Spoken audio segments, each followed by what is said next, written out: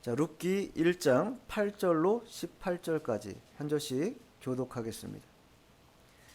나오미가 두 며느리에게 이르되 너희는 각기 너희 어머니의 집으로 돌아가라.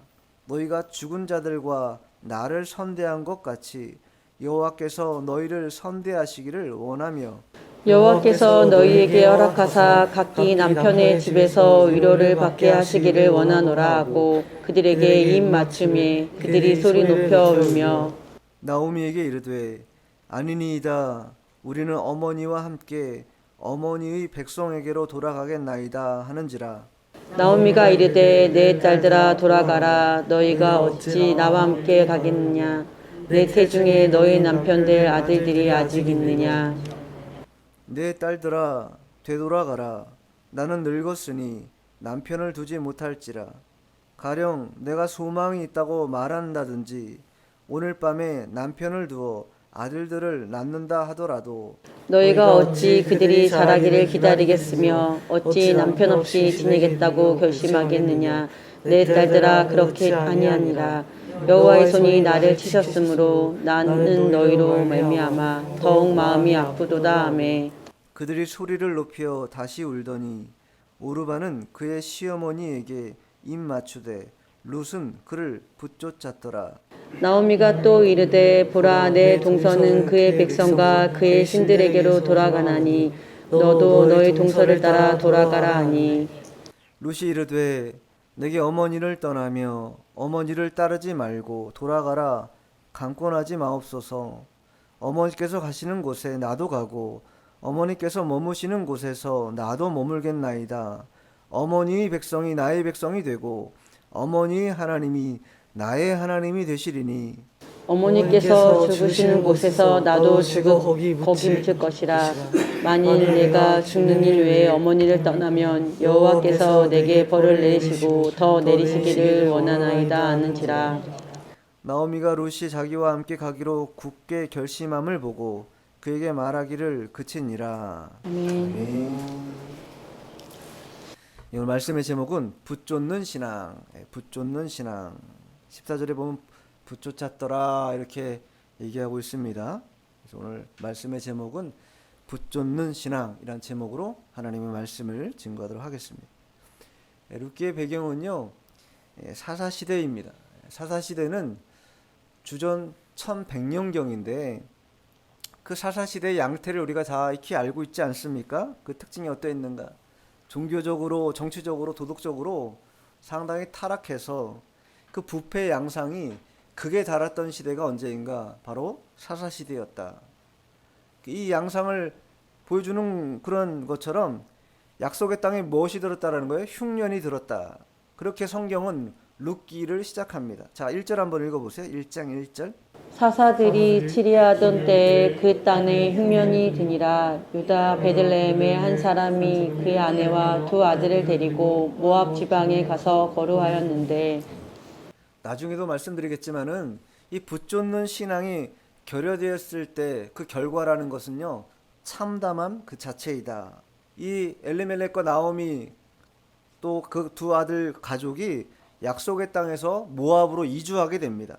왜? 기근이 들었기 때문에 약속의 땅에 더 이상 머물 수 없어서 모압이라고 하는 이방 땅으로 이주를 해요. 그래서 10년 동안 살아갑니다. 근데 그 10년 동안에 나오미의 가정에 나타난 이 일들은요 참으로 이루 형언할 수 없을 만한 참담한 그런 일들만 벌어졌다. 남편 엘리멜렉이 죽고요. 두 아들도 다 죽습니다. 모두가 죽어요. 나오미와 결혼한 두 며느리만 남는 것이 10년 동안 그런 일이 벌어진 겁니다. 기근을 피하기 위해서, 기근이라고 하는 이 환란을 피하기 위해서 모압으로 갔는데 도리어 모압에서는 무슨 일이 벌어진 거예요? 더 큰 환란이 기다리고 있었고 그 환란으로 남편도 죽고 두 아들도 죽는 이런 험한 일을 나오미가 당했다. 이 세상에는요 그 어디에도 우리 육신의 참된 안식을 누릴 만한 장소는 한 군데도 없습니다. 그러니 물리적 환경으로 안락함을 누리려고 여기도 가보고 저기도 가보고 해외도 가보고 뭐 가보지만 그런데 가본들 참으로 안식을 가질 수 있는가? 그렇지 못하다라는 것입니다. 주님 모신 곳이 그 어디나 하늘나라라고 찬송가 가사에 있지 않습니까? 그런 것처럼 우리의 마음에 하나님을 모시고 살아가는 것이 될 때에 그때는요, 물리적 환경은 그다지 중요하지 않게 됩니다. 그런데 그런 마음의 영적인 풍성함이 결여되고 또 사라지면서 우리가 자꾸 다급하게 물리적인 환경을 좋게 만들면 어떠한 평안도 올 것이고 또 즐거움도 찾아올 거라고 착각하는 경우가 많다라는 거예요. 이 나오미의 가정, 엘리멜렉의 가정도 마찬가지였습니다. 기근이라고 하는 이 물리적 환경을 피하려고 모압으로 갔는데 그럴 것이 아니라 뭐였어요? 마음의 하나님을 더 모시고 영적인 어떤 풍성함을 누리기에 더 힘을 기울이고 애를 썼어야 되는데 그렇게 하지 않고 환경을 잘 조성하면 뭔가 되겠거니 하고 모압으로 간 것입니다. 그런데 그 환경을 찾아갔던 그 모압 땅에서 더 큰 험한 일을 당하고 만 것이죠. 그렇기 때문에 우리가 우리의 마음에 주님을 모시는 이 영적 평안함을 누리는 것만큼 복된 일이 없다. 아무리 세상적으로 어려움이 있어도요, 내 마음에 하나님을 모시고 살아가면 그 기쁨이 가장 큰 기쁨이 되는 것입니다. 나오미는요, 이렇게 외국 생활 10년 동안 육신적으로 비참한 환난을 경험하게 됩니다. 그러나 그는 조금도 하나님을 원망하거나 비난하거나 낙심하지 않는다. 왜? 그래도 끝까지 주님을 의지한다라는 것이. 자, 13절 한번 읽어보죠. 너희가 어찌 그들이 자라기를 기다리겠으며 어찌 남편 없이 지내겠다고 결심하겠느냐. 내 딸들아, 그렇지 아니하니라. 여호와의 손이 나를 치셨으므로 나는 너희로 말미암아 더욱 마음이 아프도다 하매. 나오미는요, 모압 땅에서 10년 동안 살아가면서 자기의 삶에서 무엇을 잘못했고 어떠한 것을 놓쳤는지 잘 알고 있었어요. 그래서 13절 하반절에 뭐라고 말합니까? 여호와의 손이 나를 치셨다. 남편이 죽고 두 아들이 죽는 이런 이 현상들을 보면서 하나님이 나를 치시는구나. 왜 치신 거예요? 하나님을 붙들지 않고 물리적인 환경만 찾아서 막 도망다니는 그러한 삶을 경험하고 난 다음에 드디어 깨달은 것이 이것은 아니었구나. 요나도 마찬가지죠. 요나도 하나님이 어떻게 명령합니까? 니느웨에 가서 하나님의 복음을 전하라고 했는데 니느웨를 정말 가고 싶지 않아 했어요. 적국이었기 때문에. 그래서 어떻게 합니까? 다시스로 도망합니다. 근데 도망하자마자 그 배에 오르는 순간 무슨 일이 벌어져요? 큰 풍랑이 일기 시작한 거예요. 그때 요나는요, 직감한다라는 거예요. 이 풍랑이 나 때문으로 말미암았구나. 직감하고 그 선원들이 어찌할 바를 모를 그때 나를 바다에 던져라. 그래야 해결될 거다. 분명히 말하지 않습니까? 그와 같다라는 거예요. 믿는 성도들은요, 그래서 환난을 만날 때 그냥 이거 환난이다. 어떻게 하지? 이렇게 해서 안 된다라는 거예요. 그 환난의 배후에서 역사하시는 하나님의 섭리가 또 주권이 있음을 알아야 된다라는 거예요. 나오미는 그걸 알고 있었어요. 이 환난이 나로 말미암아 내가 주님을 떠난 그 일로 말미암아 이 환난이 닥쳤구나 깨달은 것이죠. 우리도 하나님을 붙잡는 신앙을 잃어버리고 내려놓는 그 순간부터 불신앙적인 어떤 일들을 행할 일들이 도처에서 벌어지게 되고 또 그것으로 말미암은 결과가 나타나게 된다라는 것이. 나오미는요, 자신에게 닥친 이 환난이 주권자이신 하나님으로부터 왔다. 바로 깨달았어요. 깨달으면 어떻게 되겠습니까? 되돌려야 하는 것입니다. 하나님 환난을 주는 건요, 환난을 통해서 뭐 하라는 거예요? 깨달으라는 것이. 깨달아서 되돌아오라는 것입니다. 하나님 편으로 되돌아와야 된다. 그래서 오늘 나오미도 이제 고국으로 하나님의 땅으로 되돌아오기로 결심하고 이제 길을 떠난 것이죠. 자, 본문 8절 읽어보죠.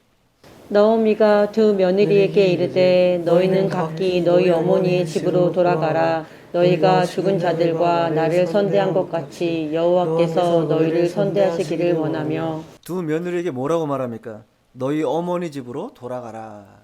나 따라오지 말아라. 이제 너희 앞길 찾아가라. 나 이제 홀로 된 나 쫓아와 봐야 내가 이제 그때 당시에 이스라엘은 고엘 제도라는 게 있어서 형수가 그 동생에게 들어가서 씨를 이어가는 그런 그 제도가 있었습니다. 고엘 제도라고 하는데 나오미가 나이가 많고 이제 나는 아들을 낳을 수도 없기 때문에 나 쫓아와봐야 이제 너희들이 결혼할 수도 없고 씨를 생산할 수도 없으니 이제 너희는 어머니 집으로 돌아가라 이렇게 권고하고 있는 거예요. 그런데 조금 이상한 게 있습니다. 이 권고가요 어디서 벌어지고 있냐면 길에서 벌어지고 있다라는 거예요. 자, 7절도 한번 읽어보세요. 있던 곳에서 나오고 두 며느리도 그와 함께하여 유다 땅으로 돌아오려고 길을 가다가 나오미가요 이미 떠나기 전에 두 며느리야 너네 집으로 돌아가라 이렇게 할 수도 있었습니다. 근데 그렇게 하지 않았어요. 이건 뭐예요? 의도가 있다라는 것이죠. 뭔가 그 속에 마음이 감춰져 있다라는 것입니다. 무슨 마음이 감춰져 있겠어요?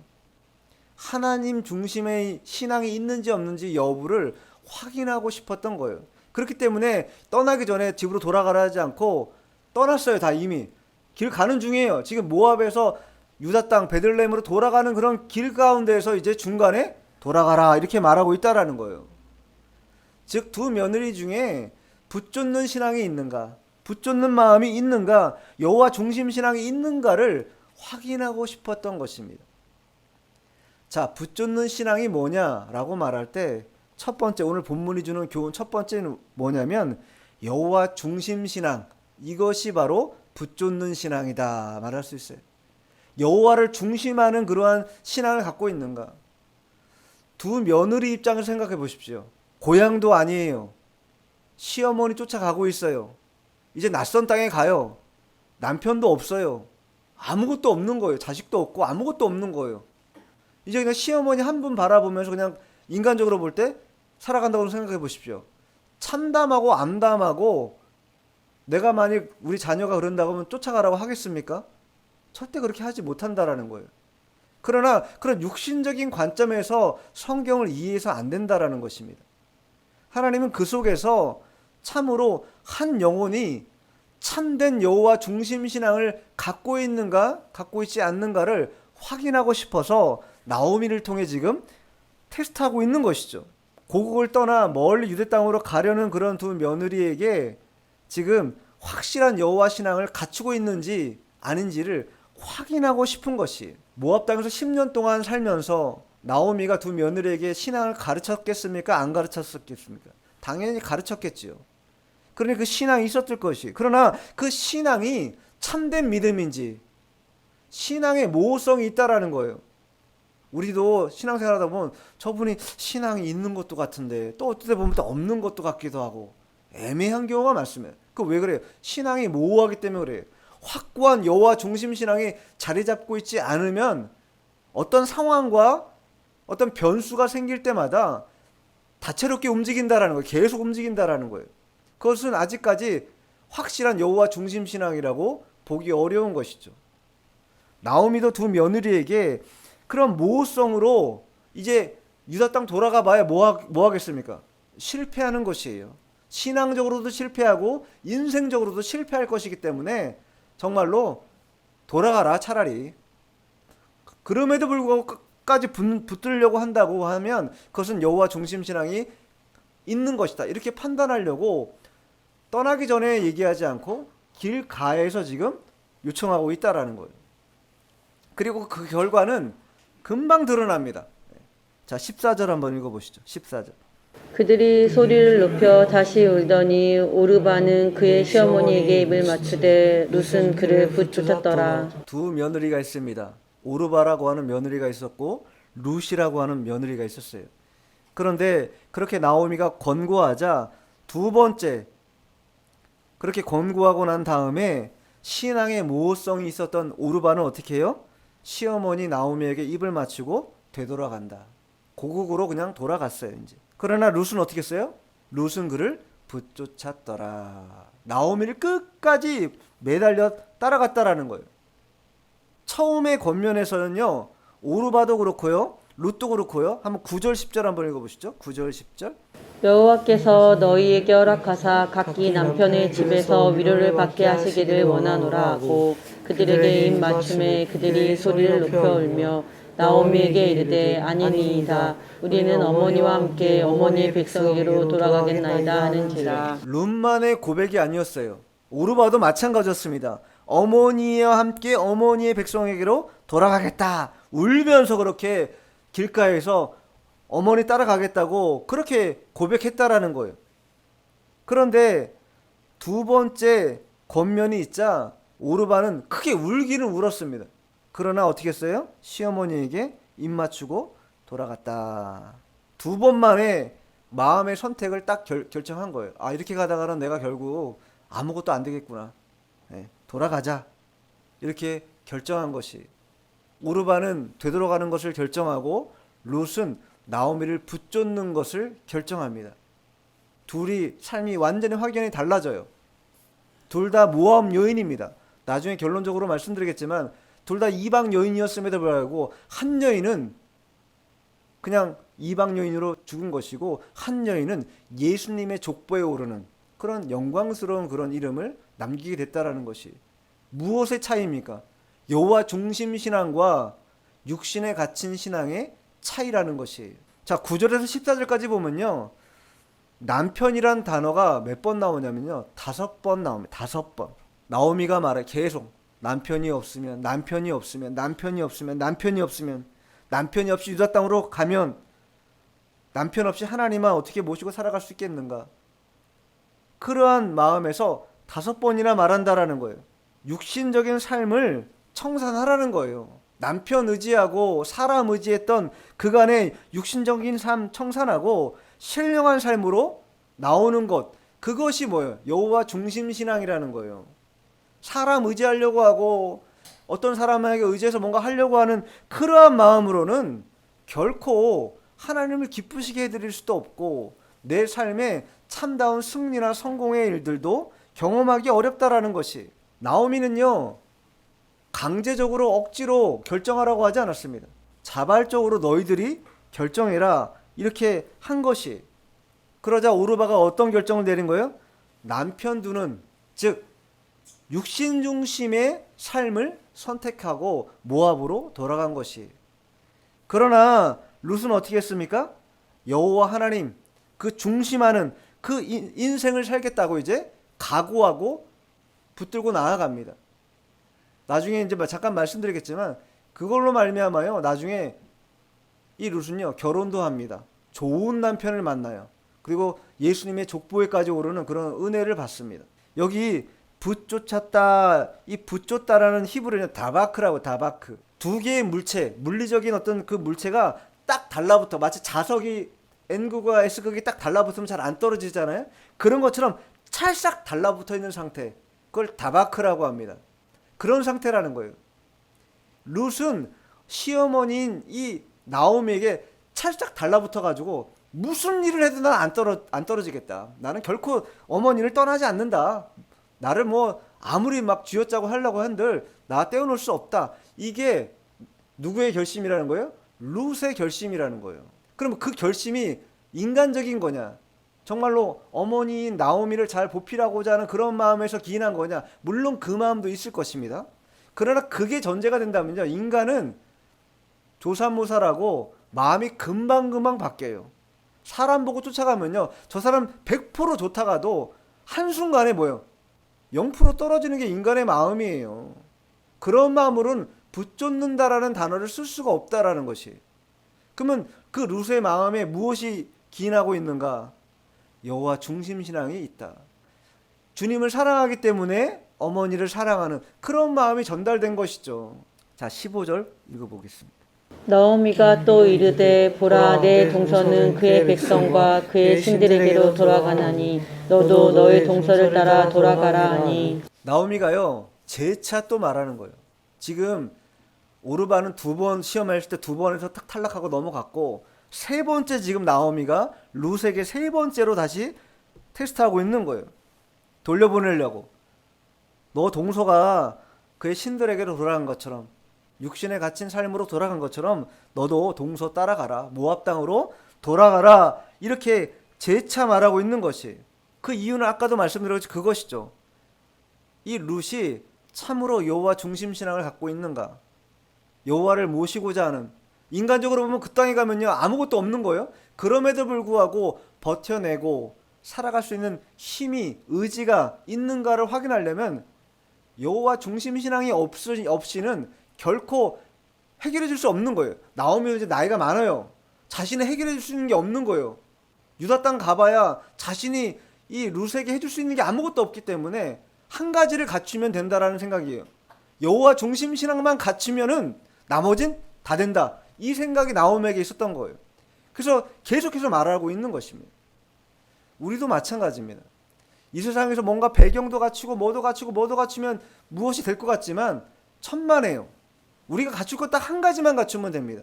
여호와 중심 신앙만 갖추면, 그러면요 안 될 것도 되게 만드는 게 하나님이세요.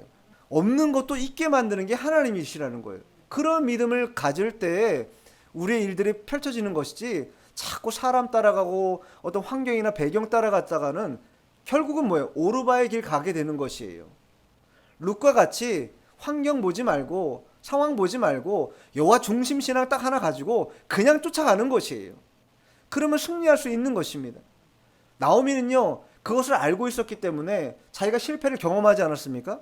주님 피해서 불신앙적으로 모압 땅 갔다가 여러 환난을 당했다는 것을 알고 있었기 때문에 이 룻만큼, 이 며느리만큼은 그런 험한 일을 당하지 않기 위해서 확고하게 갖춰야 될 것이 있다. 그게 바로 뭐냐? 여호와 중심 신앙이라는 걸 알았기 때문에 3번에 걸쳐서 계속 테스트하고 있는 거예요.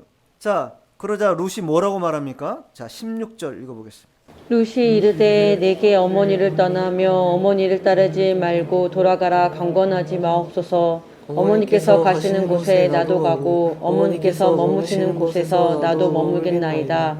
어머니의 백성이 나의 백성이 되고 어머니의 하나님이 나의 하나님이 되시리니. 룻의 입장에서 보면은 3번씩이나 나오미가 계속해서 권고해서 이렇게 돌아가라고 하니까 그렇게 이제 하지 말아달라고 강권하면서 부탁하면서 뭐라고 말해요? 점점 크레센도 방식인데 점점점 크게. 처음에 뭐예요? 어머니를 따르지 말라, 돌아가라, 이런 말 하지 말라라는 거예요. 어머님이 가는 곳에 나도 가겠다. 어머님이 머무는 곳에 나도 머물겠다. 뿐만 아니라 어머니의 백성이 내 백성이다. 마지막이 중요한데 제일 마지막에 결과론적으로 뭐래요? 어머니의 하나님이 나의 하나님이다. 이게 룻의 본 마음이라는 거예요. 내가 이 마음 붙들고 가는 것이라는 거예요. 그러니 더 이상 테스트하지 말라라는 거예요. 더 이상 시험하지 말라라는 거예요. 나는 여호와 중심 신앙을 갖고 있기 때문에 나는 그 마음으로 가니 더 이상 어머니 나에게 재촉하지 말라, 돌아가라고 강권하지 말라, 이렇게 말하고 있는 것입니다. 어머니의 백성이 나의 백성이라는 게 무엇입니까? 룻의 동족은요 모압 사람들입니다. 근데 이거 모압 사람들을 뭐 하겠다라는 거, 이제 모압 사람들을 떠나서 유다 백성과 같이 살아가겠다 결심했다라는 거예요. 여호와 중심 신앙이 없이는 불가능한 신앙 고백이라는 거예요. 여기서 중요한 맥락이 또 하나 있는데, 우리가 혈통적인 인연을 굉장히 중요시합니다. 유다 사회도 마찬가지, 우리나라 대한민국 사회도 혈통적인 이 인연에 상당히 집착하는 게 사실입니다. 그러나 혈통적인 인연보다도 영적 인연이 훨씬 더 중요하다. 이방여인 이 룻이요, 그냥 그대로 이방 땅에 살았다면요, 오르바처럼, 그럼 아무것도 아닐 것입니다.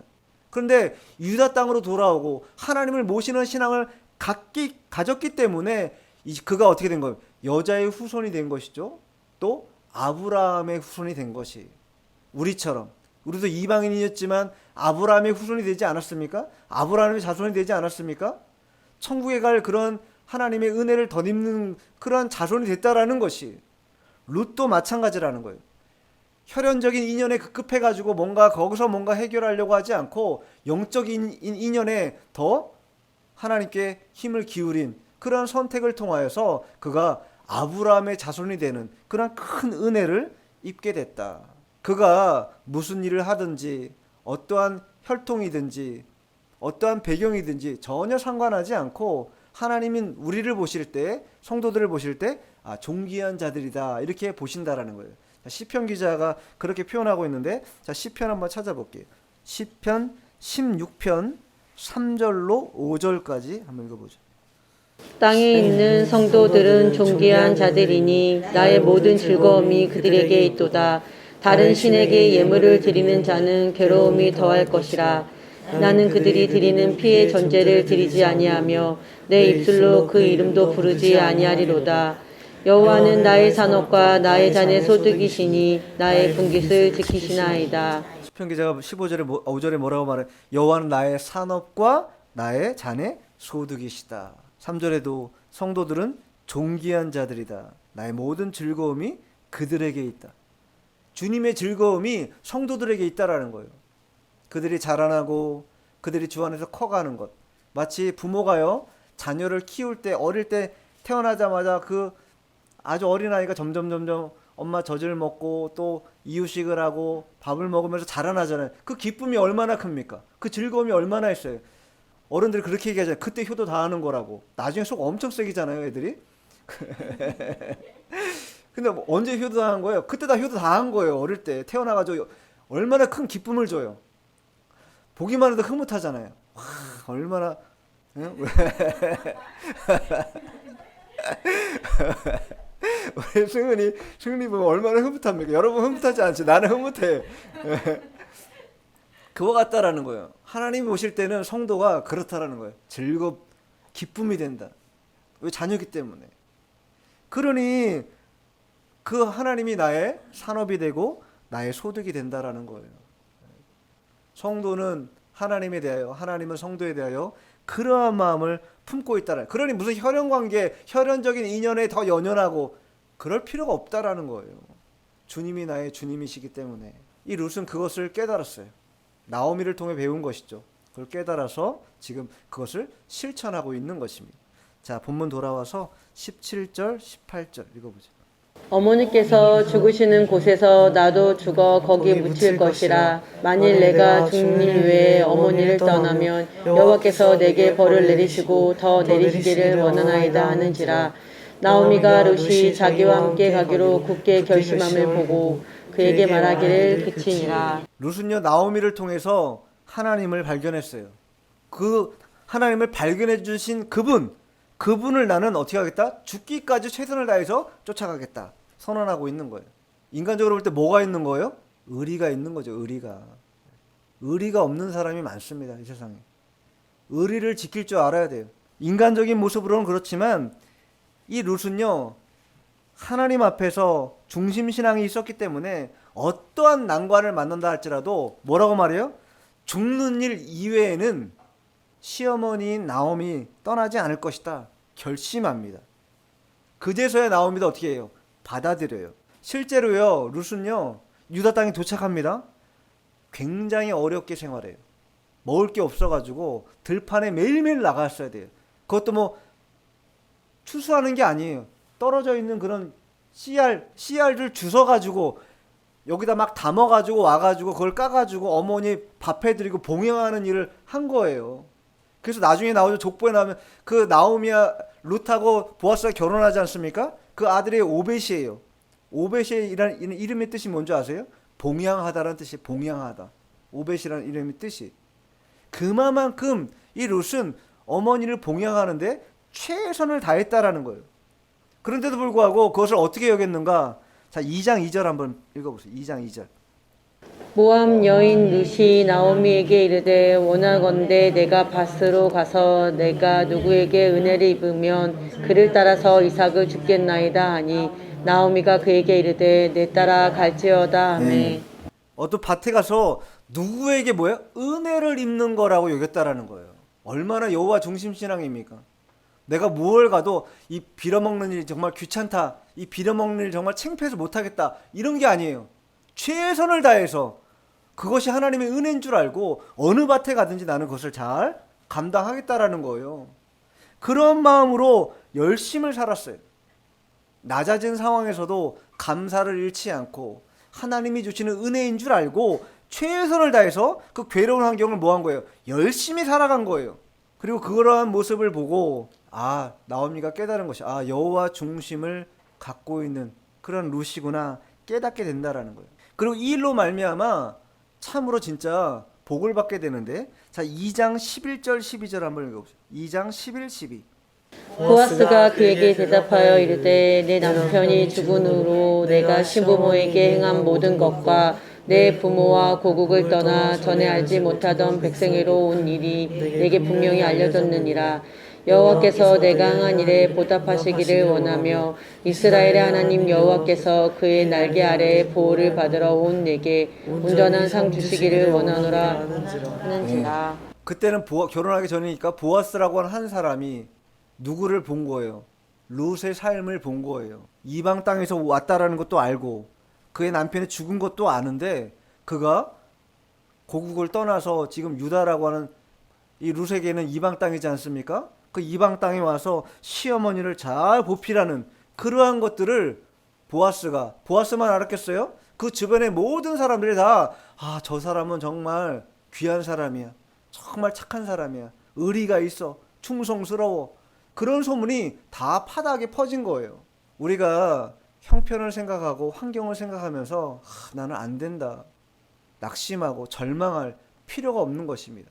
아무리 어려운 환경이라도 그 어려운 환경 속에서 최선을 다하고 열심을 살면요, 누군가는 뭐예요? 보게 돼 있어요.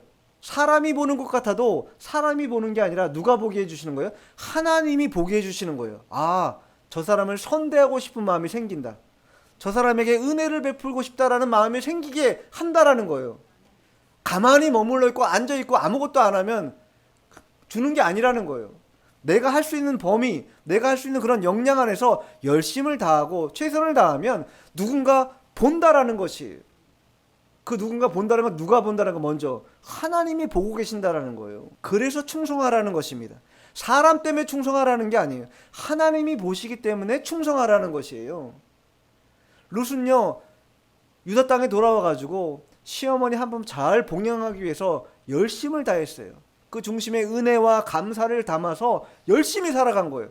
그리고 그것을 사람들이 못 본 척하지 않았다. 특별히 보아스라는 사람이 못 본 척하지 않고 그의 삶의 모든 비하인드 스토리를 다 알게 되었고, 그러 말면 저 여인에겐 더 많은 은혜를 베풀고 싶다, 그런 마음이 보아스에게 생겼다라는 거예요. 결국은 그 마음이 뭐예요? 결혼하는 데까지 나가게 된 것이죠. 12절에도 뭐라고 말하면, 여호와께서 내가 행한 일에 보답하기를 원하며, 보아스의 말입니다. 너가 행한 이 모든 일들을 하나님이 보답하기를 원하신다, 이게 보아스의 고백이라는 거예요. 너가 한 일이 무력하거나 무덤덤하거나 쓸데없는 일이 아니었다라는 것을 알게 해주겠다라는 거예요. 여호와께서 그의 날개 아래에 보호를 받으러 온 내게 온전한 상 주기를 원하노라. 하나님을 따라서 왔고 하나님의 날개 그늘 아래 피하여서 하나님을 모시고 살아가기로 작정했던 이 룻에게 하나님이 상 주기를 원한다라는 거예요. 그리고 반드시 그 상을 받게 됩니까? 못 받게 됩니까? 나중에 받게 되지요. 실제로 보아스와 결혼하게 되고 예수님의 족보에까지 참여하는 그러한 이방 여인이 되지 않습니까? 얼마나 복된 삶입니까? 모든 사람에게는요, 은혜의 길을 선택할 수 있는 기회가 반드시 찾아옵니다. 근데 그때 무엇을 선택하느냐, 중요한 것이죠. 오르바에게 기회가 왔어요. 첫 번째 잘 통과했어요. 근데 두 번째 재차 권하자 생각해보니까 아닌 거예요. 육신적인 생각이 자꾸 돌아가면서 이대로 살다가는 내가 유다 땅 가봐야 시어머니 모시다가 그냥 시어머니 죽고 나면 나는 아무것도 할 수 있는 게 없는데, 차라리 모압 땅에 남아서 남편을 구하자, 남편을 얻자, 그걸로 대신 살아가자, 이것을 선택한 것이죠. 그러나 그 길에는 육신에 갇힌 길이요, 은혜의 길이 아니라는 거예요. 룻은 그 정반대의 길을 선택합니다. 은혜의 길을 선택해요. 육신에 갇힌 길이 아니라 시어머니인 나오미에게 배웠던 그 여호와 중심 신앙을 받들어서 끝까지 은혜의 길에서 이탈되지 않겠다 결연하게 결심하니까 뭐가 찾아옵니까? 나머지 것들도 다 찾아오는 것이. 마태복음 6장 33절에 말씀하신 예수님께서 너희는 먼저 그의 나라와 그의 의를 구하라, 그리하면 나머지 모든 것을 더하시리라. 이게 원리라는 거예요. 무엇이 우선순위에 있는지, 무엇이 중심에 있는지를 하나님 간파하시고 그것에 더해서 주시는 분이 하나님이라는 거예요. 이 선택의 갈림길에서 오르반은 떠나갔고 룻은 하나님을 따른 것이죠. 그렇기 때문에 이와 같은 하나님의 큰 상을 받고 복을 받은 것이다.